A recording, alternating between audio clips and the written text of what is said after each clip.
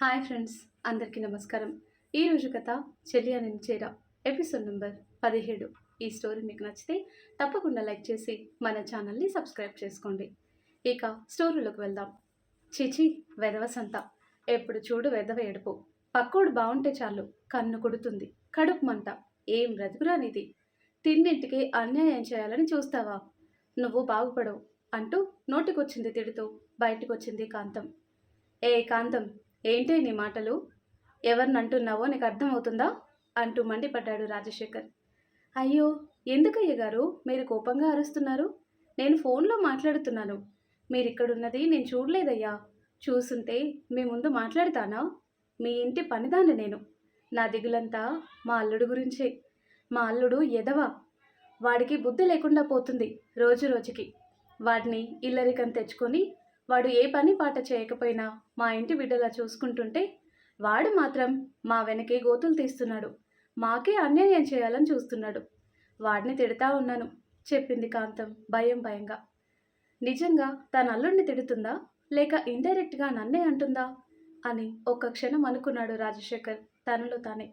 కానీ వెంటనే దీనికి అంత సీన్ లేదు అని లోపలికి వెళ్ళిపోయాడు రాజశేఖర్ లోపలికి వెళ్ళగానే అర్జున్ బయటకు వచ్చాడు.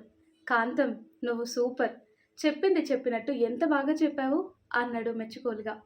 అదేంటి అర్జున్ బాబు, నువ్వు చెప్పినట్టు చేస్తే అయ్యగారు ఎందుకు కోపంగా ఏదేదో అన్నారు అర్థం కాక అడిగింది కాంతం. అదేం లేదులే, నాన్నకి చిన్న హెల్త్ ప్రాబ్లం వచ్చింది, అందుకే డాక్టర్ ఇలా ట్రీట్మెంట్ ఇవ్వాలని చెప్పారు అన్నాడు అర్జున్. అంటే మందుకు బదులు మాటలతో తగ్గిపోయే జబ్బా బాబు? ఇదేం చూద్దాం, ఇలాంటి జబ్బు నేనెక్కడా వినలేదే అమాయకంగా అడిగింది కాంతం. కాలం మారిపోయింది కాంతం, ఒకప్పటిలా లేదు. మనిషి మారుతున్నాడు. ఒక్కోసారి కొన్నింటికి మందులు కూడా పనిచేయవు. అంతలా మనిషి మెదడు పాడైపోతుంది. ఇప్పుడు నాన్న పరిస్థితి కూడా అంతే. ఇంట్లో ఈ విషయం ఎవ్వరికీ చెప్పకు.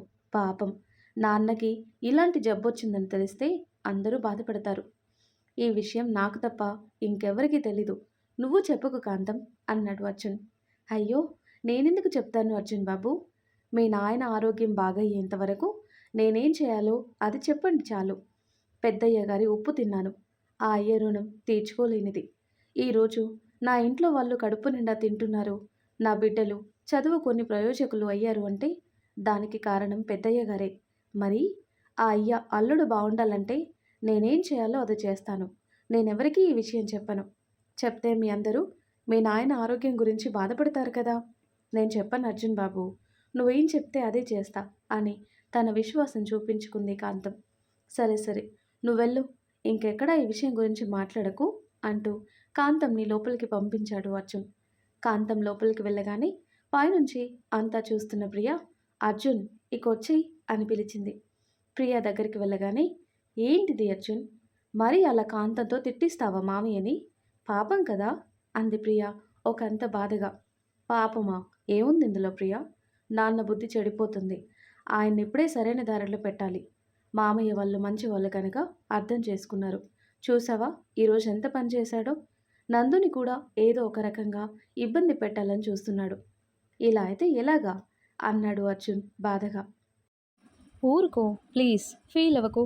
మామయ్య మారిపోయి ముందులా ఉంటే చాలా బాగుంటుంది. అప్పుడు మన ఇల్లంత ప్రశాంతమైన ప్లేస్ ఈ లోకంలో ఎక్కడా ఉండదు అంది సంతోషంగా ప్రియ మొహంలో సంతోషం చూసి, నువ్వు సంతోషంగా ఉంటే సరిపోతుందా? మరి నాకు కూడా హ్యాపీనెస్ కావాలి. ఇంటికొచ్చి ఇంతసేపు అయింది, అసలు నువ్వు నన్ను పట్టించుకోవటం లేదు అంటూ ప్రియ చుట్టూ చేతులు వేసి మురిపెంగా అడిగాడు అర్జున్. ఏంటిది అర్జున్, బాల్కనీలో ఇలా ఎవరైనా చూస్తే? చేతులు తీయి అంటూ అర్జున్ చేతుల నుండి తనను విడిపించుకొని కాస్త పక్కకి జరిగింది ప్రియ.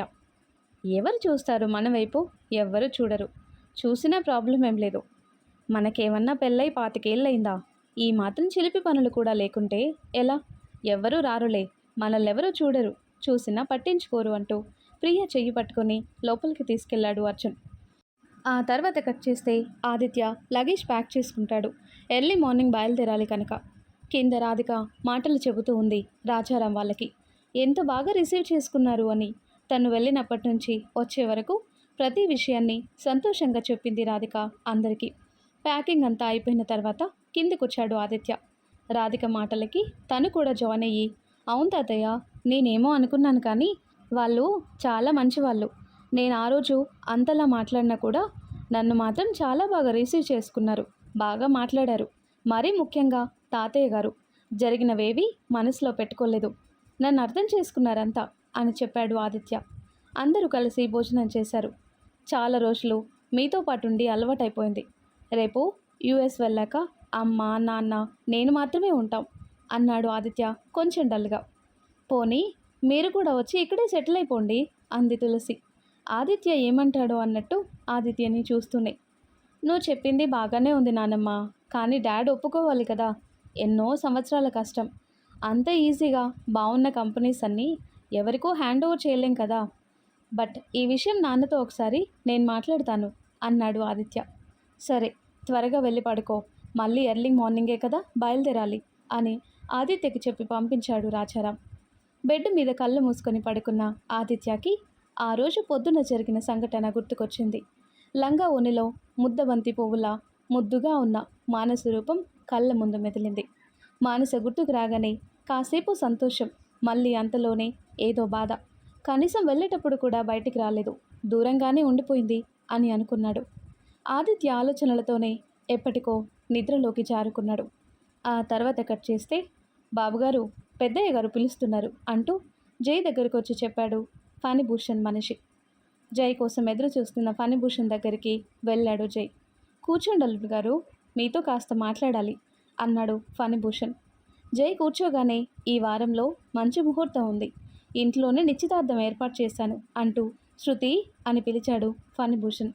వస్తున్నా నాన్న అంటూ శృతి వచ్చి ఫణిభూషణ్ పక్కన కూర్చుంది. అమ్మా, నీ సంతోషం ఇంకా పెరగబోతుంది, నువ్వు ప్రేమించిన వాడితో నీకు నిశ్చితార్థం వారం రోజుల్లో అని చెప్పాడు ఫణిభూషణ్. నాకేం అభ్యంతరం లేదు, మీ ఇష్టం అని చెప్పి అక్కడి నుంచి తన గదికి వెళ్ళిపోయాడు జై. ఒక్క మాటలో తన అభిప్రాయాన్ని చెప్పిన జైని ఆశ్చర్యంగా చూస్తుంది శృతి. జై ఆ ఇంటికి వచ్చినప్పుడున్న సంతోషం ఇప్పుడు జైని చూస్తుంటే శృతికి కలగటం లేదు. అలానే ఎటూ తేల్చుకోలేక మౌనంగా ఉండిపోయింది శృతి. విషయం చెప్పిన తర్వాత కూడా శృతి మొహంలో ఎలాంటి ప్రతిస్పందన కనబడలేదు ఫణిభూషణ్కి. ఇక ఉండలేక ఆ మాట అడిగాడు, ఏమా నీకు సంతోషంగా లేదా అని. శృతి ఏం మాట్లాడలేదు, మౌనంగా ఉంది. అది చూసిన ఫణిభూషణ్ మనిషి, అన్నా, పెళ్ళంటే ఏ ఆడపిల్లైనా ఏం మాట్లాడుతుంది, సిగ్గుపడుతుంది కదా, మన శృతమ్మ కూడా సిగ్గుపడుతుంది అన్నాడు ఫణిభూషణ్ మనిషి. అంతేనా అని అనుకొని ఇక శృతి కూడా ఏం మాట్లాడకుండా మౌనంగా ఉంటే, రేయ్, వారం రోజుల్లో నిశ్చితార్థం, నా బిడ్డ నిశ్చితార్థం అంటే ఊరంతా మారుమోగిపోవాలి, ఎక్కడా తగ్గకూడదు, అన్ని పనులు బాగా జరిగిపోవాలి అని తన మనుషులను పిలిచి ఎవరెవరికి ఏమేం చేయాలో వివరంగా చెప్పాడు ఫణిభూషణ్. అమ్మా శృతి, నీకు కావలసిన బట్టలు నగలు ఇంటికే తెప్పిస్తాను, నీకు నచ్చినవి తీసుకో అని చెప్పి ఫోన్ అందుకున్నాడు ఫణిభూషణ్. కిచెన్లో నుంచి అంతా చూస్తున్న సత్య బాధతో కళ్ళు మూసుకుంది. శృతి అయితే అసలు ఏమీ మాట్లాడలేదు. అప్పుడే ఇంట్లోకి వస్తున్న కిషోర్ ఫణిభూషణ్ మాటలు విని ఇంట్లోకి రాలేక బయటికి వెళ్ళిపోయాడు. నగల షోరూమ్ వాడికి, బట్టల షోరూమ్ వాడికి ఫణిభూషణ్ ఫోన్లు చేశాడు. వాళ్ళ షోరూమ్స్లో ఉన్న లేటెస్ట్ మోడల్స్, డిజైన్స్ అన్నీ ఒక గంటలో తన ఇంట్లో ఉండాలని. సత్య అంటూ పిలిచాడు ఫణిభూషణ్. సత్య వచ్చి ఫణిభూషణ్ ఎదురుగా మౌనంగా నిలబడింది. శృతికి వారంలో నిశ్చితార్థం చేస్తున్నాను, కాసేపు ఉంటే ఇంటికి బట్టలు నగలు తీసుకొని వస్తారు, దగ్గరుండి వాళ్ళకి ఏమేం కావాలో చూసుకో, పనిలో పనిగా నువ్వు కూడా నీకు నచ్చింది ఏదైనా ఉంటే తీసుకో, నా బిడ్డ నిశ్చితార్థానికి నీకు కూడా కావాల్సినవి అన్నాడు ఫణిభూషణ్. తర్వాత ఫణిభూషణ్ ఏదో పనుందని బయటికి వెళ్ళిపోయాడు. శృతి ఆలోచిస్తూ అక్కడే కూర్చుంది. తనకి కాస్త దగ్గరగా నిలబడ్డ సత్య దగ్గరకు వచ్చి, నా మీద కోపంగా ఉందా సత్య అంటూ అడిగింది శృతి. నీ మీద నాకు కోపం ఎందుకుంటుంది శృతి, ఏం లేదు, నాకు పనుంది అని కిచెన్లోకి వెళ్ళబోయింది సత్య. ఆగు సత్య, ఒక మాట చెప్పు, నువ్వు నందుని ప్రేమించలేదని ఒకే ఒక్క మాట నాకు చెప్పు, అప్పుడు నాకు అర్థం అవుతుంది నా మీద నీకు ఎలాంటి కోపం లేదని అడిగింది శృతి. లేదు, నేనేం ప్రేమించలేదు అని చెప్పింది సత్య. ఆ మాటే ఇటువైపు తిరిగి ఇంకోసారి చెప్పు అంది శృతి. లేదు, ఎటువైపు తిరిగి చెప్పినా నా సమాధానం ఒకటే, నందు గారిని నేను ప్రేమించ అని ఒక్కసారిగా శృతి వైపు తిరిగి చెప్తూ మాట మధ్యలో ఆగిపోయింది సత్య ఎదురుగా చూసి. ఆ తర్వాత కట్ చేస్తే వారం రోజుల తర్వాత అట్టహాసంగా ఉంది ఫణిభూషణ్ ఇల్లు. పెళ్లి కలతో చాలా బాగుంది. పచ్చగా, ఎప్పుడూ మాసిన గడ్డాలతో, ఎర్రటి కళ్ళతో చూస్తేనే భయపడేలా ఉన్న ఫణిభూషణ్ మనుషులు చక్కగా తెల్లటి పంచెలు కట్టుకొని, నుదుటిన బొట్టు పెట్టుకొని, చేతిలో పచ్చని మామిడి తోరణాలు, ముద్దబంతి పూలమాలలు పట్టుకొని హడావిడిగా ఇంటిని అందంగా రెడీ చేస్తున్నారు. పంతులు గారు చెప్పినట్టు పూజకు కావాల్సినవి అందిస్తూ, వచ్చిన వాళ్ళకి మర్యాదలు చేస్తూ బిజీగా ఉన్నారు. అయ్యా, ముహూర్తం సమీపిస్తుంది, పూజ చేయించాలి, అమ్మాయిని అబ్బాయిని పిలుచుకురండి అని పంతులు గారు చెప్పటంతో రెడీ అవుతున్న శృతి రూమ్ డోర్ కొట్టాడు ఫణిభూషణ్. టైం అవుతుంది, అమ్మాయి రెడీనా అడిగాడు ఫణిభూషణ్. ఎప్పుడో రెడీ అంకుల్, మీరే చూడండి మీ ముద్దుల కూతుర్ని అని అంటే, పట్టు చీరలో నగలతో సంతోషంతో వచ్చే మోహన్లోని కళతో అందంగా కనిపించింది శృతి. శృతిని అలా చూడగానే ఫణిభూషణ్ కళ్ళల్లో ఆనందం పొంగింది. మీ అమ్మ నిన్ను ఇలా చూడకుండానే పోయింది కదా, ఈరోజు మీ అమ్మే కనుక బ్రతుకుంటే ఎంత సంతోషపడేదో, దానికి అదృష్టం లేదు అని చనిపోయిన తన భార్యని గుర్తు చేసుకున్నాడు ఫణిభూషణ్. ఊరుకో నాన్న అంటూ తండ్రి కన్నీళ్ళని తుడిచింది శృతి. అయినా సంతోషంగా ఉండాల్సిన టైంలో బాధపడకూడదు అని తనకి తాను సర్ది చెప్పుకొని, అమ్మా రాధిక, శృతిని తీసుకురామ్మా, టైం అవుతుంది అంటూ చెప్పాడు ఫణిభూషణ్. శృతిని తీసుకొచ్చి కూర్చోబెట్టింది రాధిక. శృతికి తగ్గట్టే రెడీ అయ్యి నేనేం తక్కువ అన్నట్టు శృతి పక్కనే చిరునవ్వుతో కూర్చున్నాడు కిషోర్. కిషోర్ తన పక్కన కూర్చోగానే సిగ్గుతో రెప్పలు వాలిపోయాయి శృతికి. ఇప్పుడే ఇంత సిగ్గుపడితే ఎలా, కాస్త దాచుకో, ఇంకా చాలా తతంగా ఉంది అంటూ శృతి చెవిలో మెల్లిగా చెప్పింది రాధిక. రాధిక మాటలకి ఇంకా చిరు దరహాసం ఇస్తూ పంతులు గారు చెప్తున్నట్టు పూజ చేస్తుంది శృతి. కిషోర్ అప్పుడప్పుడు శృతి వైపు చూస్తూ ఉండటంతో పంతులు గారు చెప్పేది సరిగ్గా వింటం లేదు. ఇదిగో తమ్ముడు, ఇలా నీ కాన్సన్ట్రేషన్ తగ్గితే అందరి ముందు బుక్ అవుతావు, ముందు పూజ చేయి, కాస్త ఓపిక పడితే నీది సగం పెళ్ళ అయిపోతుంది ఈరోజు, ఆ తర్వాత నీకే ఇబ్బంది ఉండదు, కాస్త శృతి మీద నుండి ఫోకస్ తగ్గించి ఎంగేజ్మెంట్ మీద పెట్టు అని కిషోర్ షర్టు సరిచేస్తున్నట్టు చేస్తూ చెప్పాడు జై. నువ్వు ఇంత వివరంగా చెప్పాక కూడా వినకపోతే ఎలా అన్నయ్య అంటూ పూజ మీద ఫోకస్ చేశాడు కిషోర్. పూజ పూర్తవగానే ఘనంగా ఎంగేజ్మెంట్ జరిగింది శృతి కిషోర్లకి. కిషోర్ పక్కన సంతోషంగా నిలబడ్డ శృతిని చూసి చాలా ఆనందంగా అనిపించింది ఫణిభూషణ్కి. ఎంత పొరపాటు చేయబోయాను నేను, నా కూతురు మొహంలో ఈరోజు నాకు నిజమైన సంతోషం కనిపిస్తుంది అని తనలో తాను అనుకుని అలానే కూతురు వైపు చూస్తూ ఉండిపోయాడు ఫణిభూషణ్. అంకుల్, అలానే చూడకండి, శృతికి దిష్టి తగులుతుంది అంటూ నవ్వింది రాధిక. రాధిక మాటలకి చిన్నగా నవ్వాడు ఫణిభూషణ్. ఇప్పుడు శృతి ఎంగేజ్మెంట్ అయిపోయింది, మరి నీదెప్పుడు అని అడిగాడు ఫణిభూషణ్. అదిగో ఆయన గారి దయ, నా ప్రాప్తం అంటూ కిషోర్ పక్కనే సరదాగా నవ్వుతూ ఉన్న జైని చూపిస్తూ చెప్పింది రాధిక. పోనీ నేను మాట్లాడి ఇప్పుడే చేయనా అడిగాడు ఫణిభూషణ్. వద్దులే అంకుల్, మీరు ఆ మాట అడిగితే చాంతాడంత లిస్టు చెప్తాడు అంది రాధిక. లిస్టా, అది చాంతాడంతనా అంటూ ఆశ్చర్యపోయాడు ఫణిభూషణ్. అవును, మొన్నటిదాకా నేను తన వైపు చూస్తే చాలు అని అనుకున్నాడు, కానీ ఇక్కడికి వచ్చాక కాస్త బరువు బాధ్యతలు తీసుకున్నాడు, అది పూర్తయ్యే వరకు మాకు నో పెళ్ళి అంది రాధిక. రాధిక మాటలు అర్థమయ్యాయి ఫణిభూషణ్కి. అందుకే చిన్నగా నవ్వి భోజనాల ఏర్పాట్లు చూడటానికి వెళ్ళిపోయాడు ఫణిభూషణ్. ఫంక్షన్ మాత్రం చాలా బాగా జరిగింది. తన ఫోన్ కోసం రూమ్లోకి వెళ్ళింది రాధిక. నీ వెంటే నేను అంటూ రాధిక వెనకే వెళ్ళాడు జై. జై లోపలికి వెళ్ళగానే పరుగున వచ్చి జైని హత్తుకుంది రాధిక. జై చుట్టూ చేతులు వేసి, ఇన్నాళ్ళకి నా మీద దయ కలిగిందా, సారీ అని మెల్లిగా చెప్పి జై చుట్టూ తన పట్టు ఇంకాస్త బిగించింది రాధిక. ఆ మాటకొస్తే సారీ చెప్పాలంటే ముందు నేను చెప్పాలి. అసలు ఆ రోజు పొరపాటున కారని యాక్సిడెంట్ గురించి చెప్పబోతుంటే, వద్దు జై, ఆ విషయం మర్చిపో, జరిగిన దాన్ని నేను యాక్సెప్ట్ చేశాను, నువ్వు కూడా ఇంకెప్పుడు దాని గురించి నాకు ఎక్స్ప్లెయిన్ చేయాలని అనుకోకు ప్లీజ్, ఇక ఈ విషయం మన మధ్య రాకూడదు అంది రాధిక. థ్యాంక్స్ రాధిక, నన్ను బాగా అర్థం చేసుకున్నావు, నువ్వు నా జీవితంలోకి రావటమే చాలా పెద్ద విషయం, ఇప్పటికీ నేను నమ్మలేకపోతున్నాను, నిజంగా నువ్వు ఇలా నాతోనే ఉన్నావా అని అంటూ రాధిక చుట్టూ చేతులు వేస్తూ అన్నాడు జై. జై బుగ్గ మీద ముద్దు పెట్టి, ఇది కళ మాత్రం అని అనొద్దు, మళ్ళీ నేను పెట్టిన ముద్దు వేస్ట్ అయిపోతుంది అని చిన్నగా బుంగ ముద్దు పెట్టుకుని అంది రాధిక. ముద్దు పెట్టి అలా అలిగితే ఎలా, ఇది కళ కాదులే, ఇది నిజం, నిజంగా నిజం అంటూ రాధికని హత్తుకొని, నా మీద నీకు కోపంగా లేదా అడిగాడు జై. లేదు, నువ్వన్న మాటలు నిజం. నేను నిన్ను అర్థం చేసుకోగలను అంది రాధిక. నీ ప్లేస్లో ఎవ్వరున్నా ఇలా అనుకోరేమో రాధిక. నీకు సంబంధం లేకపోయినా నేను తీసుకున్న బాధ్యతల వల్ల కేవలం నా మాట కోసం నువ్వు వెయిట్ చేస్తున్నావు కదా అన్నాడు జై. నీ బాధ్యతలు నా బాధ్యతలు అంటూ వేరుగా లేవు జై. ఎప్పుడైతే నేను నీకోసం వచ్చానో అప్పుడే నువ్వు నేను ఒకటి. నువ్వు నేను వేరువేరు కాదు, మనిద్దరం ఒకటే అంది రాధిక. సత్య అని జై ఇంకా ఏదో చెప్పబోతుంటే, నేను అర్థం చేసుకోగలను. సత్య చదువు కంప్లీట్ కావాలి, మానస పెళ్లి చేసుకుని సంతోషంగా ఉండాలి, అంతే కదా నీకు కావాల్సింది. వాళ్ళిద్దరూ సెట్ అయ్యాక మనిద్దరి గురించి ఆలోచించాలి. ఆ మాటే కదా నాకు చెప్పాలని అనుకుంటున్నావు. ఆ మాట ప్రకారమే ఉందాం.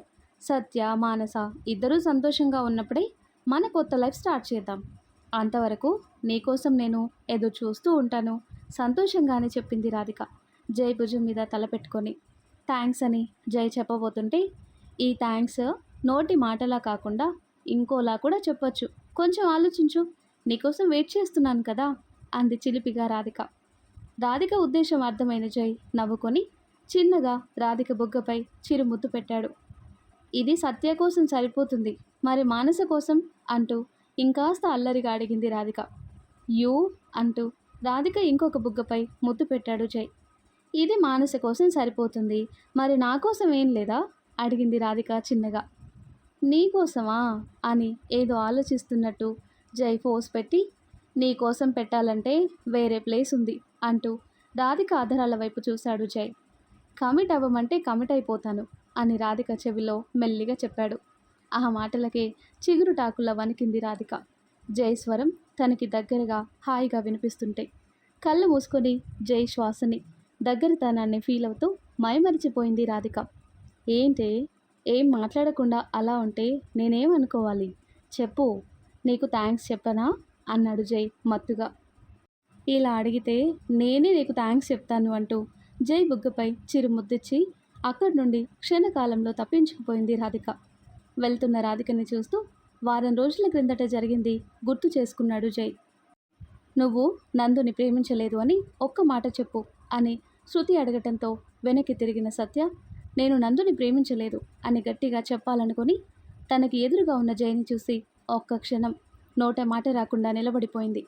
అంటే నువ్వు నందుని ప్రేమించావా అడిగాడు జై సత్యనే చూస్తూ. జైని చూడగానే కంగారు పడుతున్న సత్య, లేదు లేదు అలాంటిదేం లేదు అని నోటి మాట పూర్తిగా బయటికి రాకుండా తడబడుతూ చెప్పింది. ఇంకా ఎందుకు దాచాలని చూస్తావు సత్య? నువ్వు ప్రేమించిన నందు నీ కళ్ళ ముందే ఉన్నాడు. మనస్ఫూర్తిగా చెప్తున్నాను, నందుని ప్రేమించలేదు. నీ మీద కోపంతో నేను అలా బిహేవ్ చేశాను, కానీ నిజంగా నిజం, నేను నందుని ప్రేమించలేదు. నిజమైన ప్రేమేంటో నాకు కూడా ఈ మధ్య తెలిసింది అంది శృతి మెల్లిగా. శృతి నందుని ప్రేమించలేదని చెప్తుంటే సత్యకి సంతోషంగా అనిపించింది. కానీ ఎదురుగా తన కళ్ళెదురుగా ఉన్న జైని చూడలేక తల కిందికి దించుకుంది సత్య. అసలు ఏం జరుగుతుంది, నువ్వైనా చెప్తావా శృతి అడిగాడు జై. చెప్తాను నందు, జరిగింది మొత్తం చెప్తాను, కానీ అంతకంటే ముందు ఒక మాట నీతో చెప్పాలి. I'm really sorry. సత్య మీద కోపంతో పంతంతో సత్య కోరుకున్న మిమ్మల్ని నా వాడిని చేసుకోవాలని అనుకున్నాను, కానీ ఏ ఒక్క క్షణం నేను మిమ్మల్ని ప్రేమించలేదు. అసలు నాది ప్రేమనే కాదు, అసలు ప్రేమంటే ఏంటో నాకు కూడా తెలిసింది ఒకరి వల్ల అని కళ్ళల్లో నీళ్లు తిరుగుతుంటే కన్నీళ్లు తుడుచుకొని, మీకు సత్య గురించి నేను చెప్తాను అంటూ చెప్పటం మొదలుపెట్టింది శృతి. ఓ 4 సంవత్సరాల క్రితం తన తల్లిదండ్రులిద్దరూ యాక్సిడెంట్లో చనిపోతే సత్య మా ఇంటికి వచ్చింది. మామూలుగానే అప్పటి వరకు ఈ ఇంట్లో నా చుట్టుపక్కల నేనే అందరికీ బెస్ట్లా కనిపించేదాన్ని. సత్య మా ఇంట్లో అడుగుపెట్టిన మరుక్షణం సత్యని చూడగానే నాలో ఒక రకమైన అసూయ కలిగింది. దానికి కారణం సత్య నాకంటే అందంగా ఉందని. ఈ రీజన్ చూసే వాళ్ళకి వినే వాళ్ళకి చాలా విచిత్రంగా అనిపించవచ్చు, కానీ నేను చెప్పేది నిజం. సత్య అందంగా ఉండటం నాకు నచ్చలేదు. అందుకే తన వాళ్ళని కోల్పోయి మా ఇంటికి వచ్చిన తనని తక్కువ చేసి మాట్లాడటం మొదలుపెట్టాను. మా నాన్న కూడా నాకు అడ్డు చెప్పలేదు. ఏదో మా నాన్నకి అన్న కూతురు, కానీ మాకు సత్య పేరెంట్స్కి అసలు సంబంధం లేదు. సత్య వాళ్ళ నాన్న ఇంట్లో చూసిన సంబంధం కాదని తను ప్రేమించిన ఆమెని పెళ్లి చేసుకుని ఎన్నో సంవత్సరాల క్రితమే ఈ ఇంటికి దూరం అయ్యారు.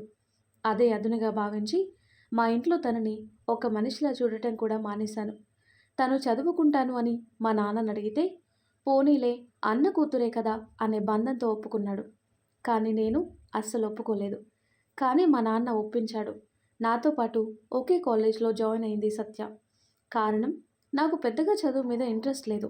కానీ సత్య నాలా కాదు, తను బ్రిలియంట్. నాన్న నన్ను కన్విన్స్ చేశాడు. తనతో పాటు చదివితే నాకు కూడా కాస్త బాగుంటుంది అని. దానికి కారణం, నాన్న పెద్దగా చదువుకోలేదు. చదువుకున్న వాడికి ఇచ్చే గౌరవం వేరు. అందుకే నన్ను బాగా చదివించాలని అనుకున్నాడు. కానీ నాలో అసలు ఆసక్తే లేదు. కనీసం సత్యతో ఉంటేనైనా నా చదువు బాగుంటుంది అని. నాన్న మాటని కాదనలేకపోయాను. ఇద్దరిని ఒకే కాలేజ్లోనే జాయిన్ చేశాడు నాన్న. ఇంజనీరింగ్ ఫస్ట్ ఇయర్ చదివేటప్పుడే నేను అసలు కాలేజ్కి వెళ్ళేదాన్నే కాదు. కానీ సత్య మాత్రం చాలా సిన్సియర్గా వెళ్ళేది. సత్య బాగా చదివేది. కానీ నేను పెద్దగా చదవలేకపోయేదాన్ని. కాలేజ్లో చేరిన కొన్ని రోజులకే సత్య మీద మంచి ఇంప్రెషన్ కలిగింది అందరికీ. నాకంటే సత్యకి ఫ్రెండ్స్ ఎక్కువయ్యారు. అంతేకాదు, లెక్చరర్స్ కూడా సత్యాన్ని అప్రిషియేట్ చేస్తుంటే నాకు నచ్చేది కాదు. అది చూసిన నేను కోపంతో మా నాన్నకి చెప్పాను, నాతో పాటు సత్య కాలేజ్కి రావటానికి వీల్లేదు అని. అది కాలేజ్కి వస్తే నేను చదువు మానేస్తా అని చెప్పేసరికి మా నాన్న నా మాట కాదనలేకపోయాడు. సత్య చాలా బ్రతిమాలింది, నేను చదువుకుంటాను ప్లీజ్ అని. కానీ నేను వినలేదు. నా మూర్ఖత్వం వల్లే సత్య చదువు మధ్యలో ఆగిపోయింది. ఆ తర్వాత నేను కాలేజ్కి సరిగ్గా వెళ్ళకపోయినా సత్య ఇంట్లో ఉండటంతో నా ఈగో సాటిస్ఫై అయింది. ఒకవేళ ఎప్పుడైనా నేను కాలేజ్కి వెళ్ళిన తర్వాత ఎవరో ఒకరు సత్య గురించి నన్ను అడుగుతూ ఉంటే ఇంకా కోపం వచ్చేది. అందుకే రోజు ఏదో ఒక రీజన్ అడ్డు పెట్టుకొని సత్యని నా మాటలతో చాలా రకాలుగా బాధ పెట్టేదాన్ని. సత్య ఏడుస్తూ ఉంటే నాకు చాలా ఆనందంగా ఉండేది. ఓ రోజు సత్య తన రూమ్లో ఉండగా అటుగా వెళ్తున్న నేను సత్య మాటలు విన్నాను. ఎవరితోనో మాట్లాడుతున్నట్టు అనిపిస్తే దగ్గరగా వెళ్ళి చూశాను. కానీ తను మాట్లాడుతుంది మనిషితో కాదు, ఒక పెయింటింగ్తో. ఇదేంటి, దీనికి ఏమైనా పిచ్చి పట్టిందా? మనిషితో మాట్లాడకుండా పేపర్తో మాట్లాడుతుందని సత్య వెనక వైపు నిలబడి చూశాను. అది మీ పెయింటింగ్ నందు. మొదటిసారి నేను మిమ్మల్ని చూసింది సత్య చేతిలోని పెయింటింగ్లోనే, చెప్పింది శృతి. పెయింటింగ్ నందుదా అని తన మనసులో అనుకొని శృతి ఇంకేం చెప్తుందో అని మళ్ళీ వినటం మొదలుపెట్టాడు జై. సత్య చేతిలో పెయింటింగ్ చూసిన మరుక్షణం, ఎంత బాగున్నాడే, ఎవరితను, నీకెలా తెలుసు అంటూ సత్య చేతిలో ఉన్న నందు పెయింటింగ్ తీసుకున్నాను. ప్లీజ్ శృతి, అది నాకు ఇచ్చేయవా ప్లీజ్ అడిగింది నన్ను సత్య చాలా రిక్వెస్టింగ్గా. అయినా కూడా తనకి ఇవ్వకుండా, ఓయ్ బ్లాక్ అండ్ వైట్, అయినా ఇంత కలర్ఫుల్ ఫోటో నీకెందుకే, ఎవరితను, నీకెలా తెలుసు అంటూ నందు ఫేస్ మీద చేత్తో తడుముతూ మైమరిచి చూస్తూ ఇంకోసారి అడిగాను సత్యని. నేను అడిగిన దానికి సమాధానం ఇవ్వకుండా సత్య మౌనంగా ఉంటే నాకు పిచ్చి కోపం వచ్చేసింది. ఆవేశంలో వెనక ముందు చూసుకోకుండా చేతికి అందిన మ్యాచ్ బాక్స్ తీసుకొచ్చి నందు ఫోటో ఇంకో చేత్తో పట్టుకొని, నిజం చెప్తావా కాల్చి బూడిద చేయనా అంటూ బెదిరించాను. పిచ్చిది ఏడుస్తూ ఆ పెయింటింగ్ నా చేతిలో పెట్టింది. నాకొద్దు, కావాలంటే నువ్వే తీసుకో, కానీ దాన్ని మాత్రం కాల్చొద్దు ప్లీజ్ అని సత్య నన్ను చాలా రిక్వెస్ట్ చేసింది. సత్య అలా ఏడుస్తూ భయపడుతూ నన్ను రిక్వెస్ట్ చేస్తుంటే నాకేదో అనుమానం వచ్చింది. ఆ విషయమే అడిగాను. అయినా ఇంత ప్రేమగా దీన్ని చూసుకుంటున్నావేంటి, ఏంటి సంగతి, విషయం ఏంటో చెప్పు అని గట్టిగా అడిగాను. అప్పుడే తెలిసింది సత్య నందుని ఇష్టపడుతుందని. వెంటనే మా నాన్నతో చెప్పాను, నందుని ప్రేమిస్తున్నాను, అతనితోనే పెళ్లి చేయమని. వినే నీకు చిత్రంగా ఉండొచ్చు, చాలా సిల్లీగా కూడా ఉండొచ్చు, కానీ నేను చెప్పేది నిజం. కేవలం సత్య మీద కోపంతోనే అలా చెప్పాను మా నాన్నకి. నా మాట కాదనలేని నాన్న నీ గురించి ఎంక్వైరీ చేయించాడు. అప్పటికే నీ చదువు కంప్లీట్ అయ్యి కాలేజ్ నుండి వెళ్ళిపోయావని తెలుసుకొని మీ ఇంటికి సత్యాన్ని పంపించాం. నీ గురించి కాలేజ్లో ఎంక్వైరీ చేస్తే మీ ఊరు, అలానే నీ మంచితనం అన్నీ తెలిసాయి. మొదట పంతం కొద్దీ నిన్ను పెళ్లి చేసుకోవాలని అనుకున్నాం. నీ గురించి తెలిసాక నిన్ను పెళ్లి చేసుకోవటంలో తప్పు లేదనిపించింది. నీ మంచితనాన్ని అడ్డు పెట్టుకుని నిన్నిక్కడికి తీసుకొచ్చాం. ఇది జరిగింది. కానీ సత్యకి నువ్వెలా తెలుసో నాకు తెలీదు. కానీ ఒక్క మాట, నా మూర్ఖత్వంతో ఇటు నిన్ను అటు సత్యాన్ని ఇద్దరిని బాధ పెట్టాను. Really sorry. మీ ఇద్దరు నన్ను క్షమించండి అని మనసారా క్షమాపణ చెప్పింది శృతి. శృతి చెప్పింది మొత్తం విన్న జై శృతిని చూసి, ఇంతకు ముందు వరకేమో నాకు తెలియదు కానీ ఇప్పుడు నువ్వంటే నాకు చాలా గౌరవం కలిగింది శృతి. ఆడపిల్లవైనా నిస్సంకోచంగా జరిగింది జరిగినట్టు నాకు చెప్పి చాలా మంచి పని చేశావు. అందుకు నేనే నీకు థ్యాంక్స్ చెప్పాలి అన్నాడు జై. నేను చేసింది చాలా పెద్ద తప్పు. బహుశా క్షమించలేరేమో కూడా అని అనుకున్నా.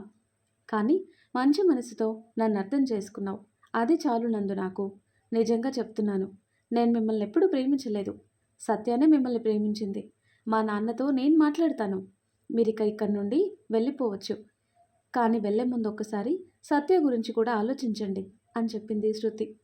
అసలు శృతి తన గురించి చెప్పటంతోనే షాక్లో ఉన్న సత్య ఇప్పుడు ఏకంగా తన గురించి ఆలోచించమని నందుకి చెప్తుంటే అయోమయంగా చూసింది సత్య. ఇప్పుడు నందు నిర్ణయం ఎలా ఉంటుందో అని, తాను అడిగితే ఏం చెప్పాలి అని తికమకగా గజిబిజిగా ఉన్న ఆలోచనలతో శృతిని జైని చూస్తూ ఉంది సత్య. మీ ఇద్దరికీ నేను ఒక విషయం చెప్పాలి అని సత్యాని శృతిని చూస్తూ అన్నాడు జై. ఏంటి అన్నట్టు చూసింది శృతి. సత్య మాత్రం తలెత్తి అసలు జై వైపు చూడలేకపోయింది. మీరు అనుకున్నట్టు నేను నందుని కాదు. నందు అన్నయ్యని. నా పేరు జై. చూడటానికి నేను నందు ఒకేలా ఉంటాం. అందుకే మీరు నందు అని అనుకుని నన్నిక్కడికి తీసుకొచ్చినా నేను మౌనంగా ఉన్నాను అని చెప్పాడు జై. ఏంటి అని ఆశ్చర్యంగా అడిగేసింది శృతి. కానీ సత్య మాత్రం మౌనంగా ఉంది. అవును శృతి, నిజం చెప్తున్నాను. నువ్వు అనుకున్నట్టు నేను నందుని కాదు. నందు మా పెద్దనాన్న కొడుకు. మీరు నన్ను ఇక్కడికి తీసుకొచ్చిన రోజే నేను అనుకున్నాను అసలు విషయం తెలిసేంత వరకు నేను నందుని కాదు అని చెప్పకూడదని. అందుకే మీరేం చేస్తున్నా మౌనంగా ఉన్నాను. నేను మీ నుండి దూరంగా ఇక్కడి నుంచి వెళ్తే నందు ప్రాబ్లం ఏంటో నాకు అర్థమయ్యేది కాదు. అందుకే ఇక్కడే ఉండిపోయాను అని చెప్పాడు జై. సత్య మాత్రం ఎలాంటి రియాక్షన్ లేకుండా మౌనంగా ఉంటే సత్య వైపు చూశాడు జై. ఏంటి సత్య, నీకు ఆశ్చర్యంగా లేదా అని అడిగాడు. లేదు, మీరు నందు కాదని మీరు వచ్చిన రోజే నాకు అర్థమైంది అని చెప్పింది సత్య. ఏంటి సత్య నువ్వు అనేది? వచ్చింది నందు కాదని నీకు ముందే తెలుసా అంటూ ఒకదాని తర్వాత ఒకటిగా తగులుతున్న షాక్ల నుండి ఇంకా తేరుకోలేక ఆశ్చర్యంగా అడిగింది శృతి. అవును, నాకు తెలుసు. ఆ రోజు కోపంతో మీరు నాతో ఒక మాట అన్నారు కదా, మా నందు నీకేం అన్యాయం చేశాడని, ఇంత పని చేశావని. అప్పుడే అర్థమైపోయింది నాకు. కానీ బయటికి చెప్పలేదు. ఎందుకంటే అక్కడ మీ ఇంట్లో నందు క్షేమంగా ఉంటాడు అని. అదే చాలు నాకు అని అనుకున్నాను. మీ తమ్ముడు కోసం మీరు అతని స్థానంలో ఇక్కడున్నారని, అంటే మీరిక్కడి నుంచి బయట పడగలరు అనే ధైర్యం, మీకేం కాదనే నమ్మకం మీకు ఉండే ఉంటుంది. అందుకనే నేను సైలెంట్గా ఉన్నాను. ఒకవేళ ఏదైనా పరిస్థితి చేయి దాటిపోతుంది అనంటే అప్పుడు విషయం బయట పెట్టాలని అనుకున్నాను. అందుకే ఆ రోజు మీకు కిషోర్ ఫోన్ కూడా ఇచ్చింది. మీ గురించి ఆలోచిస్తూ నందు ఎంత బాధపడతాడో అనే ఉద్దేశంతోనే ఇచ్చాను అని మెల్లిగా చెప్పింది సత్య. శృతికైతే ఇక ఒక్క మాట కూడా నోటి వెంట రావటం లేదు. తాను అనుకున్నంత మెతక మనిషి మాత్రం కాదు సత్య అని అర్థమైపోయింది. తాను ప్రేమించిన నందుని కాపాడుకోవడం కోసం ఇక్కడున్న జైని, నేను, మా నాన్న, ఇక్కడున్న అందరూ నందు అని భ్రమలో ఉంటే తను మాత్రం అలానే బయట పడకుండా ఉంది. అమ్మో అని తన మనసులో అనుకుంది శృతి. అయినా నందు గురించి నాకు తెలీదా? తన మాటలు, నడవడిక చాలా సౌమ్యంగా ఉంటుంది. తనతో ఉన్నన్ని రోజులు తనని చూశాను కదా. పైగా ఇక్కడికి వచ్చే ముందు కూడా తనని చాలా దగ్గర నుండి చూశాను. నా జీవితంలో అవి చాలా అద్భుతమైన క్షణాలు. ఈ జీవితానికి అదే చాలు అని అనుకున్నాను. కానీ ఆ రోజు హాస్పిటల్కి నాతో పాటు వచ్చింది మీరు అని నాకు తెలీదు. ఇక్కడికి వచ్చిన తర్వాత మీ మాటలు, నడవడిక, ఇతరులని మీరు మీ మాటలతో హ్యాండిల్ చేసే విధానం నందులా మాత్రం లేదు. కాస్త తేడాగానే ఉంది. అందుకే నాకు అర్థమైనా కానట్టు మౌనంగా ఉన్నాను. ఎక్కడ నేను బయటపడితే మీరు నందు కాదని తెలిసిపోతుందని. అలా తెలిస్తే ఇక్కడ ఈ ఇంట్లో, అక్కడ మీ ఇంట్లో ఎవ్వరికీ మనశ్శాంతి లేకుండా పోతుంది. మీరిక్కడ ఎందుకు ఉంటున్నారో అందరికీ తెలిసిపోతుంది. మీ అంతట మీరు ఎలాగూ బయటపడరు. నేనెందుకు చెప్పాలి అని సైలెంట్గా ఉండిపోయాను అని చెప్పింది సత్య. సత్య మాట్లాడుతుంటే జై పెదవులపైకి చిరునవ్వు వచ్చేసింది. ఏమో అనుకున్నాను కానీ యు ఆర్ టూ స్మార్ట్ అన్నాడు జై నవ్వుతూ. అసలు నందు నీకేలా పరిచయం సత్య అడిగాడు జై. నందుతో నాకు పరిచయం లేదండి. అసలు నేననే ఒక మనిషిని ఉన్నానన్న విషయం కూడా నందుకు తెలీదు ఇంతకు ముందు వరకు. నందు వాళ్ళ కాలేజ్ క్యాంపస్లోనే ఉన్న ఇంకో కాలేజ్లోనే నేను, శృతి జాయిన్ అయ్యాం. 2 కాలేజ్లకి మెయిన్ ఎంట్రన్స్ ఒకటే కానీ లోపల వేరువేరు. కాలేజ్లో చేరిన రెండో రోజే శృతి లోపలికి రాకుండా వెళ్ళిపోయింది. నేను లోపలికి వెళ్తుంటే కాలేజ్ బయటే సెకండ్ ఇయర్ బ్యాచ్ అడ్డుపడ్డారు. నేను కొత్త అని అల్లరి చేయాలని చూశారు.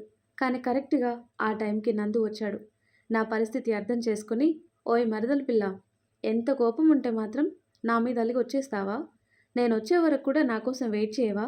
పద" అంటూ నా చేయి పట్టుకొని నన్ను కాలేజ్ లోపలికి తీసుకొచ్చాడు. అసలొచ్చింది ఎవరో నాకు అర్థం కాక తిక్కమక్కగా అనిపించింది. కానీ అక్కడున్న బ్యాచ్ నందుని చూసి, అప్పటికే నందు థర్డ్ ఇయర్. "సారీ సార్, మీ మరదలని తెలీదు. పొరపాటు జరిగింది" అని నందుకి చెప్పి, "సారీ చెల్లమ్మా" అంటూ నాకు సారీ చెప్పారు. అప్పుడు అర్థమైంది. బహుశా వాళ్ళ అల్లరి నుండి నన్ను కాపాడటానికి వాళ్ళతో నన్ను తన మరదలని చెప్పాడని అర్థమైంది. తర్వాత నన్ను క్లాస్‌కి వెళ్ళమని చెప్పాడు నందు. అప్పటి వరకు అంత జరిగినా కనీసం నా మొహం కూడా చూడలేదు. కానీ నేను మాత్రం మొదటిసారి నందుని చూసింది అప్పుడే. కాలేజ్ అన్నాక ఇలాంటివి మామూలే. మనకి ఇబ్బంది కలగనంత వరకు ఇలాంటి విషయాలు పట్టించుకోకూడదు. న్యూ జాయినింగ్ అనుకుంటున్నాను. ఆల్ ది బెస్ట్ అని తను చెప్పాలనుకున్నది చెప్పేసి వెళ్ళిపోయాడు నందు. ఆ తర్వాతే తెలుసుకున్నాను అసలు తను మా కాలేజ్ కాదని. కేవలం వాళ్ళు నన్ను ఏడిపిస్తుంటే అలా చెప్పాడని. ఆ తర్వాత నేను అప్పుడప్పుడు నందుకు తెలియకుండా చూసేదాన్ని. నాకేం పని లేకపోయినా సేమ్ క్యాంపస్ కాబట్టి నాకు ఫ్రీ టైంలో నందు వాళ్ళ క్లాసెస్కి దూరంగా ఉండి వెయిట్ చేసి మరి చూసేదాన్ని. అదో ఆనందం నాకు. పైగా శృతి కూడా నాతో పాటు ఉండేది కాదు కనుక నాకు ఎలాంటి ఇబ్బంది లేకుండా పోయింది. అప్పుడప్పుడు నందుతో పాటు ఒక అమ్మాయి కూడా ఉండేది. ఫస్ట్ నేను తనని నందు లవరేమో అని అనుకుని కొన్నాళ్ళు బాధపడ్డాను. కానీ తర్వాతే తెలిసింది తను లవర్ కాదు, తన బెస్ట్ ఫ్రెండ్ అని.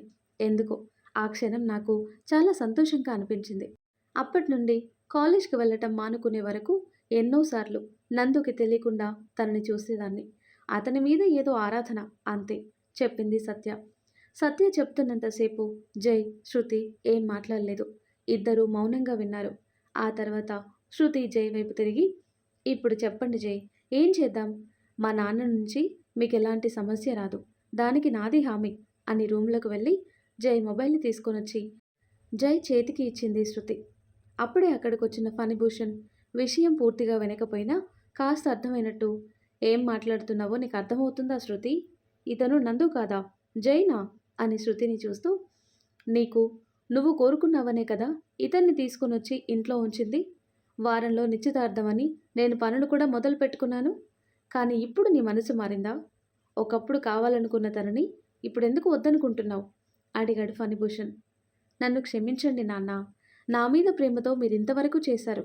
ఇంకొక మాట చెప్తాను. మీరనుకున్నట్టు నిశ్చితార్థం ఆగదు. కాకపోతే అది నేను ప్రేమించానని అనుకున్న నందుతోనే, లేక మన ఇంటికి తీసుకొచ్చిన జైతోనో కాదు, నా బావ కిషోర్‌తో" సూటిగా చెప్పింది శృతి. శృతి మాట వినగానే ఫణిభూషణ్ ఆశ్చర్యపోయినా జై మాత్రం చాలా సంతోషపడ్డాడు. తనకి కావాల్సింది ఇదే అని అనుకొని. శృతి ఇంకా ఏం చెప్తుందో అని చూస్తూ ఉన్నాడు. "శృతి, నువ్వేం మాట్లాడుతున్నావో నీకైనా అర్థమవుతుందా? ఒకప్పుడు నందు కావాలన్నావు. ఇప్పుడు నందు వద్దు, కిషోర్ కావాలని అంటున్నావు" అని అసహనంగా అన్నాడు ఫణిభూషణ్. "అందుకే నాన్న మీకు క్షమాపణలు చెప్పింది. నా మీద పిచ్చి ప్రేమతో నేనేం చేసినా అడిగినా కాదని ఇంతవరకు మీరెప్పుడూ అనలేదు. ఇప్పుడు నిజంగా చెప్తున్నాను. నాకు కావాల్సింది నిజమైన ప్రేమ. నన్ను నన్నుగా అర్థం చేసుకొని నా తప్పులను కూడా క్షమించగలిగే నిజమైన ప్రేమ నాకు కావాలి. అది కిషోర్ బావ దగ్గర ఉంది.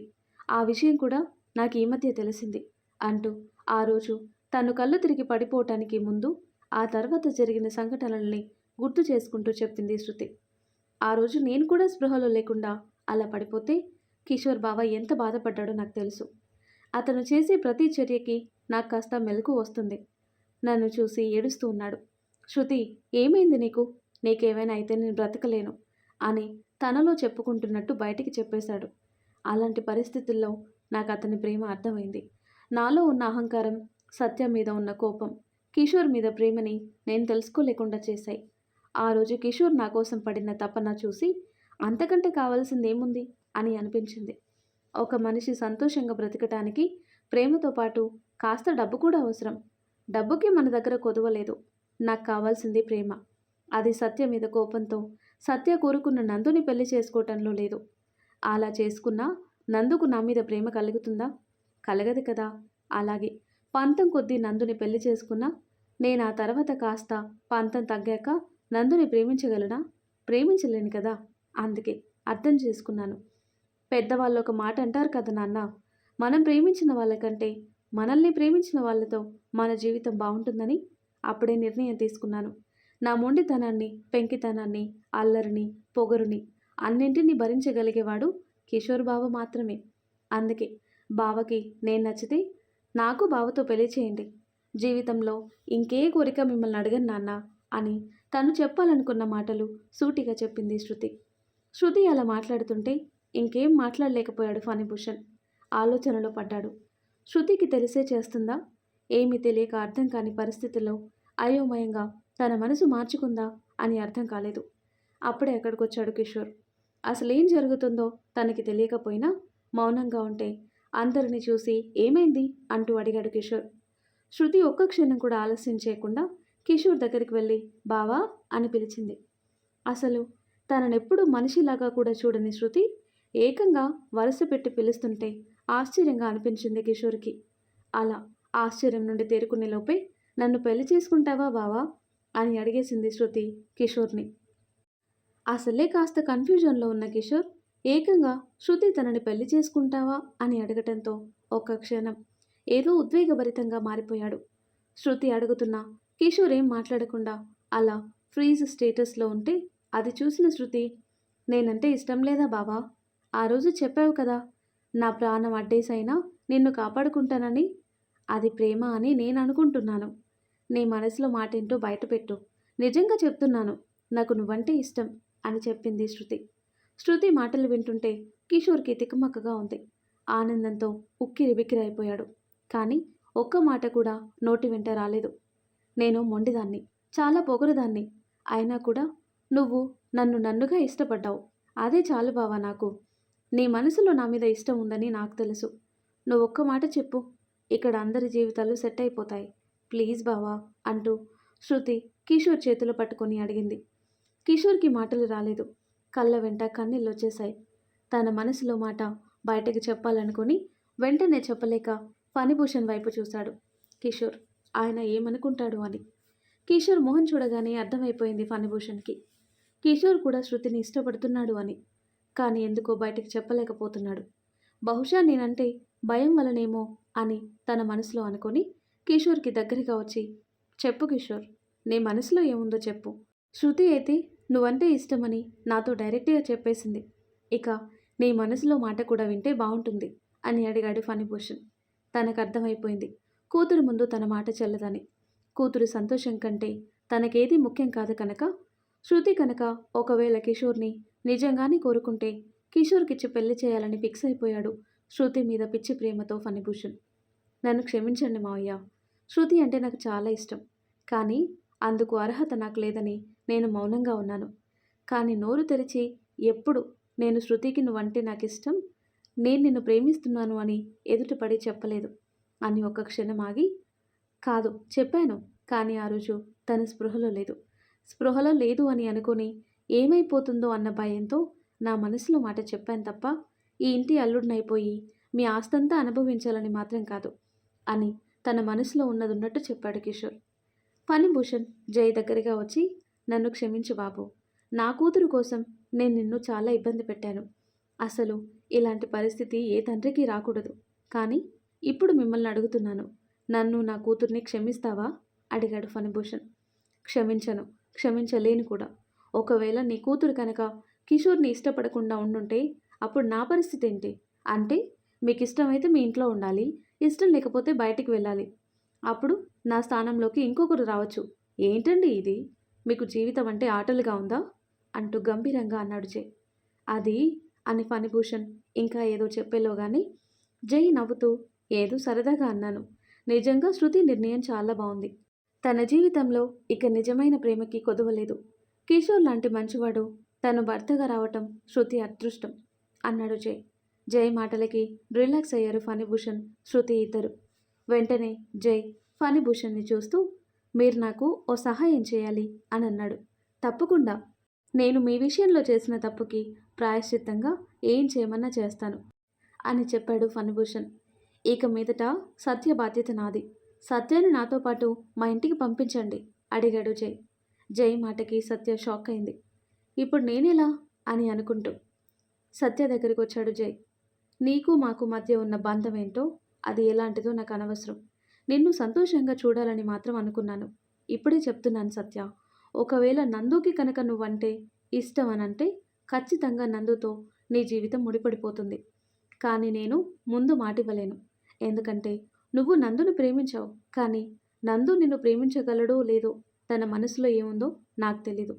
కానీ నిన్ను చదివించి నీ కాళ్ళ మీద నువ్వు నిలబడేలా మాత్రం నేను చేస్తాను. నందు విషయంలో మాత్రం ఎలాంటి హామీ నేను నీకు ఇవ్వలేను.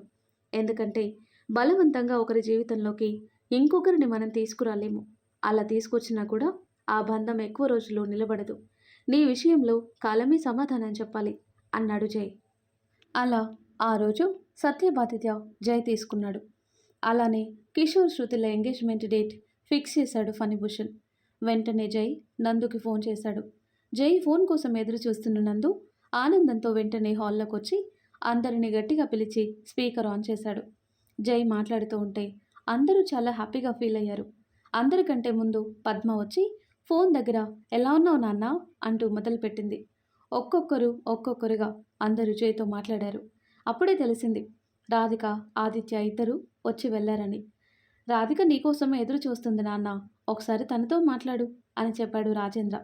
చాలా సంతోషంగా ఫీల్ అయ్యాడు జై కూడా. నేను వచ్చిన పని అయిపోయింది, ఇంకొక 4 రోజుల్లో వచ్చేస్తాను, మీరేం కంగారు పడకండి అని వివరంగా చెప్పి కాల్ కట్ చేశాడు జై. దశరథ్ రామయ్య కుటుంబం కూడా చాలా సంతోషంగా ఉన్నారు. చాలా రోజుల తర్వాత జై మాటలు వింటూ. పద్మ అయితే రాజేంద్ర వైపు చూసి, ఏమండి, త్వరగా వెళ్ళి పంతులు గారిని కనుక్కోండి, వీలైనంత తొందరలో మంచి ముహూర్తం చూసి జై పెళ్లి చేసేద్దాం అంటూ సంబరంగా చెప్పింది. అర్జున్, ప్రియ, నందు అందరూ చాలా హ్యాపీగా ఉన్నారు. అప్పుడే అక్కడికి వచ్చిన రాజశేఖర్ కూడా వీళ్ళ మాటలు విని, జై వచ్చేస్తున్నాడా? అయితే త్వరగా వెళ్ళి పెళ్లి పనులు మొదలు పెట్టాలి బావా. ఈసారి జై పెళ్లి బాధ్యత అంతా నాదే, ప్రతి పని నేనే దగ్గరుండి చూసుకుంటాను అని చాలా ఆనందంగా చెప్పాడు.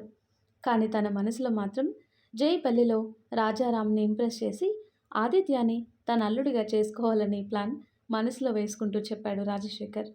రాజశేఖర్ మాటలు అందరికీ కాస్త ఆశ్చర్యాన్ని కలిగించాయి.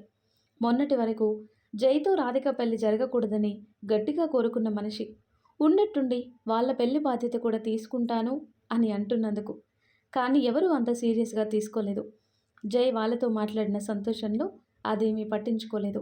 కానీ అర్జున్కి మాత్రం ఏదో మూలలో అనిపించింది. నాన్నేంటి ఇంత తేడాగా మాట్లాడుతున్నాడు అని అనుకుని నాన్న చేసే ప్రతి పనిని అబ్జర్వ్ చేయాలి. ఏమైనా ఇబ్బంది పడితే ఎలా రియాక్ట్ అవ్వాలో అప్పటికప్పుడు చూసుకోవాలి అని తన మనసులో అనుకున్నాడు. నందు వెంటనే రాధికకి ఫోన్ చేశాడు. పక్క రూమ్లోకి వెళ్ళి రాధిక కాల్ అటెండ్ చేయగానే, గుడ్ న్యూస్ రాధిక, జై ఇప్పుడే ఫోన్ చేశాడు, ఒక 4 రోజుల్లో వచ్చేస్తానన్నాడు అని చెప్పాడు. నందుతో హ్యాపీగా మాట్లాడిన తర్వాత కాల్ కట్ చేసిన రాధిక, జై కోసం ఇంకా 4 రోజులు వెయిట్ చేయాలా అని నిట్టూర్చి, కుదరదు, జై ఎక్కడుంటే అక్కడికి నేను వెళ్ళటమే మంచిది అని అనుకొని, ఇప్పుడు ఏం చెప్పి వెళ్ళాలి అమ్మకి? కరెక్ట్ టైంకి ఆది కూడా వెళ్ళిపోయాడు. తనుంటే మొన్నట్లాగా ఏదో ఒకటి చెప్పి జై దగ్గరికి వెళ్ళే అవకాశం దొరికేది. ఇప్పుడెలా? ఇంట్లో వాళ్ళు ఒప్పుకుంటారా లేదా అని ఆలోచిస్తూ కూర్చుంది రాధిక. కాసేపటి తర్వాత, ఇలా కాదు, నేను కనుక ఇక్కడ సైలెంట్గా ఉంటే పని జరగదు అని తులసి దగ్గరికి వెళ్ళి తులసికి విషయం చెప్పి, పద్ధతి కాకపోయినా మీరేమనుకోకపోయినా ఒకసారి జైని కలిసొస్తాను అని అడిగింది రాధిక. అప్పుడే అక్కడికి వచ్చిన నీలవేణి రాధిక మాటలు విని, పెళ్ళి కాకుండా వెళ్ళటం పద్ధతి కాదు, పైగా ఒక్కదానివే అని ఓ క్షణం ఆలోచించి, జై గురించి అతని కుటుంబం గురించి బాగా తెలిసి ఉండటంతో కాదనలేకపోయింది. తులసి కూడా వెళ్ళి రమ్మని చెప్పటంతో ఇంకేం ఆలోచించలేదు రాధిక. వెంటనే తన రూమ్లోకి వెళ్ళి జైకి కాల్ చేసింది. రాధిక నుండి కాల్ రావటంతో నందు రాధికకి విషయం చెప్పాడేమో అనుకుని కాల్ అటెంప్ట్ చేశాడు జై. జై అని రాధిక పిలుపు వినగానే ఒక్క క్షణం పాటు ఉద్వేగానికి గురయ్యాడు జై. ఎలా ఉన్నావు? ఎక్కడున్నావు? నన్ను క్షమిస్తావా? నేను తాతయ్య గారి పట్ల రూడ్గా బిహేవ్ చేశాను అని చెప్పుకుంటూ పోతుంది రాధిక. అసలు విషయం ఏమీ తెలియని జై రాధిక చెప్పే మాటలన్నీ విన్నాడు. అంటే తన కోపంలో అన్న మాటలు. ఆ తర్వాత రాజారాం గారు తన గురించి వివరం చెప్పటంతో మెల్లిగా రాధిక మనసు కరిగింది అని అర్థం చేసుకున్నాడు. రాధిక మాట్లాడుతున్నంతసేపు మౌనంగా వింటున్న జైని, హలో జై, ఏంటి ఏం మాట్లాడటం లేదు అని అడిగింది రాధిక. నువ్వు చెప్తున్నావు కదా, వింటున్నాను అన్నాడు జై. సరే, ఎక్కడున్నావు చెప్పు, అర్జెంటుగా నేను నిన్ను కలవాలి, నిన్ను చూడాలనుంది జై, చాలా ప్రేమగా చెప్పింది రాధిక. కాస్త పని మీద వచ్చాను రాధిక, ఒక 4 రోజుల్లో నేనే వస్తాను. ఇక్కడ కొంచెం పని పెండింగ్ ఉంది, అది కంప్లీట్ చేసుకొని వస్తే ఒక పని అయిపోతుంది అన్నాడు జై. నువ్వు వెళ్ళింది ఆఫీస్ వర్క్ కోసం అయితే కాదు కదా, నాకు అర్థమైందిలే. అయినా ఆఫీస్ వర్క్ అయితే ఫోన్ కాల్స్ కూడా చేయకుండా ఎందుకుంటావు? సో ఇది ఆఫీస్ వర్క్ కాదు, ఏదో పర్సనల్ వర్క్. అది నీదో లేక ఇంట్లో వాళ్ళదో నాకు తెలీదు, కానీ ఎవరికీ అందుబాటులో లేకుండా అంత సీరియస్గా ఉన్నావు అని అంటే ఖచ్చితంగా అది చాలా ఇంపార్టెంట్ విషయమై ఉంటుంది. ప్లీజ్ చెప్పు జై, నేను నీ దగ్గరకు వస్తాను అడిగింది రాధిక. కనపడవు కానీ నువ్వు కూడా కొంచెం ఇంటెలిజెంట్వే, విషయం బాగానే పట్టేశావు అన్నాడు నవ్వుతూ జై. అంటే నీకు ఇంతవరకు నేను తెలివైన దానిలా కనబడలేదా అంటూ రాధిక అలిగి మళ్ళీ ఒక్క క్షణంలోనే, విషయం ఏదైనా సీరియసా జై, ఎవరికైనా ఏదైనా ఇబ్బందా అడిగింది రాధిక. అదేం లేదు, ఇప్పుడు అసలు ప్రాబ్లమే కాదు అంటూ తను శృతి వాళ్ళ ఇంటికి వచ్చిన దగ్గర నుండి ఇప్పటి వరకు మొత్తం వివరంగా చెప్పాడు జై. అంటే నందును ఒక అమ్మాయి లవ్ చేసిందా? అరే, మేము అసలు తెలుసుకోలేకపోయామే. అయినా అలా ఎలా శృతిని పెళ్లి చేసుకుంటావని చెప్పేశావు నువ్వు? ఒకవేళ శృతి మనసు మారకుండా ఉంటే, శృతితో నీకు ఎంగేజ్మెంట్ అయిపోతే నేనేమైపోవాలి? నీకు అసలు నేను గుర్తుకు రాలేదా జై అంటూ అలిగినట్టు మాట్లాడింది రాధిక. శృతి మనసు మారుతుందని నాకు తెలుసు రాధిక, నాకు కిషోర్ ప్రేమ మీద నమ్మకం ఉంది, అందుకే ఇక్కడ ఇంత ధైర్యంగా ఉన్నాను. ఒకవేళ అనుకోని పరిస్థితుల్లో కనుక శృతితో ఎంగేజ్మెంట్ చేసుకోవాల్సి వస్తే మాత్రం చూస్తూ ఊరుకుంటానా ఏమైనా? ప్లాన్ బి నా దగ్గర రెడీగా ఉంది. నా జీవితంలో నీకు తప్ప ఇంకొకరికి స్థానం లేదు రాధిక. అది నువ్విప్పుడు అవునన్నావని కాదు, నువ్వు కాదన్నా కూడా ఎప్పటికీ నా లైఫ్లో ప్లేస్ మాత్రం నీదే. నీకోసం ఎన్నాళ్ళైనా ఎదురు చూసేవాడిని కానీ ఇంకొకరి చెయ్యి మాత్రం అందుకునేవాడిని కాదు అని చాలా సిన్సియర్గా చెప్పాడు జై. జై మాటలకి రాధిక కళ్ళల్లో చిరు తడి చేరింది. నిజంగా నేను చాలా లక్కీ జై, నీలా ప్రేమించేవాడిని పొందగలగటం నిజంగా నా అదృష్టమే కదా అంది జీరబోయిన గొంతుతో రాధిక. రాధిక వాయిస్లో తేడాని గమనించిన జై, ఇప్పుడు హ్యాపీగా ఉండాల్సిన టైం, మన ప్రాబ్లమ్స్ అన్నీ ఒక్కొక్కటిగా తీరిపోతున్నాయి. అలాంటి టైంలో ఇలా ఎమోషన్ అయ్యి నేను ఫీల్ అయ్యేలా చేయకు అన్నాడు జై. సరే సరే, ఐఎమ్ ఓకే, ముందు నువ్వెక్కడున్నావో అది చెప్పు, నీ లొకేషన్ షేర్ చేయి. ఇక నీ నుండి దూరంగా నేను ఉండలేను. ఇంట్లో నాకు పర్మిషన్ కూడా వచ్చేసింది, నీ దగ్గరికి వెళ్తున్నానని ఆల్రెడీ చెప్పేశాను. ఇక నువ్వేం చెప్పినా నేను వినను జై. నేను ఫోన్ పెట్టేసిన మరుక్షణం నీ లొకేషన్ నాకు షేర్ చేయాల్సిందే. వీలైతే ఈరోజు లేదా రేపు పొద్దునకంతా నేను నీ దగ్గర ఉంటాను. ఇక ఇంతకు మించి దూరాన్ని నేను భరించలేను అని గడగడ తను చెప్పాల్సిందంతా చెప్పేసి కాల్ కట్ చేసింది రాధిక. నువ్వు నిజంగానే రాక్షసివే, నా మాట ఎప్పుడు విన్నావు కనుక, miss you and love you రాక్షసి అని అనుకుంటూ తన లొకేషన్ రాధిక మొబైల్కి సెండ్ చేశాడు జై. జై మెసేజ్ కోసం ఎదురు చూస్తున్న రాధిక అది చూడగానే చాలా హ్యాపీగా ఫీల్ అయిపోయి చకచక లగేజ్ రెడీ చేసుకుంది. అలా ఆ మరుసటి రోజు జై దగ్గరికి వెళ్ళింది రాధిక. శృతి వాళ్ళ ఇంటికి చేరగానే జై కోసం చూసింది రాధిక. కానీ అప్పుడే అనుకోకుండా ఫణిభూషణ్ తనతో పాటు ఒక పని మీద బయటకు తీసుకుని వెళ్ళాడు జైని. కానీ రాధిక వచ్చే విషయం మాత్రం వివరంగా చెప్పడంతో కిషోర్ వెళ్ళి రాధికని పిక్ చేసుకొని ఇంటికి తీసుకువచ్చాడు. కానీ జై అప్పుడు ఇంట్లో లేడన్న విషయం మాత్రం చెప్పలేదు. రాధిక ఇంట్లోకి రాగానే శృతి చాలా ఆప్యాయంగా పలకరించింది. నా గురించి నీకు ఈ పాటికే జై చెప్పేసే ఉంటారు. జై చెప్పిన ఆ పొగరబోతు శృతిని నేనే పొరపాటున నీ వాడిని నా వాడిగా చేసుకోబోయాను అంటూ నవ్వుతూ ఉన్నదున్నట్టు మాట్లాడింది శృతి. జై నీ గురించి నాకు నువ్వు చెప్పినట్టు చెప్పలేదు శృతి, చాలా పాజిటివ్గానే చెప్పాడు. ఒక రకంగా నీ వల్లే నందుకు కూడా ఎలాంటి ప్రాబ్లం రాలేదు అని శృతితో మాట్లాడుతూనే కళ్ళతోనే ఇంట్లో జై కోసం వెతికింది రాధిక. రాధిక చూపుల్ని అర్థం చేసుకున్న శృతి, నీ మిస్టర్ ప్రస్తుతం ఇంట్లో లేడు, నాన్న అర్జెంటు పనుండి తన వెంట జైని కూడా తీసుకెళ్లాడు బయటికి, ఒక 15 గంటల్లో వచ్చేస్తాడులే, ఎక్కువ టైం పట్టదు, కంగారు పడకు అంటూ నవ్వుతూనే చెప్పింది శృతి. అసలు కిషోర్ ఈ 2 రోజుల నుంచి శృతిలో ఒక కొత్త మనిషిని చూస్తున్నాడు.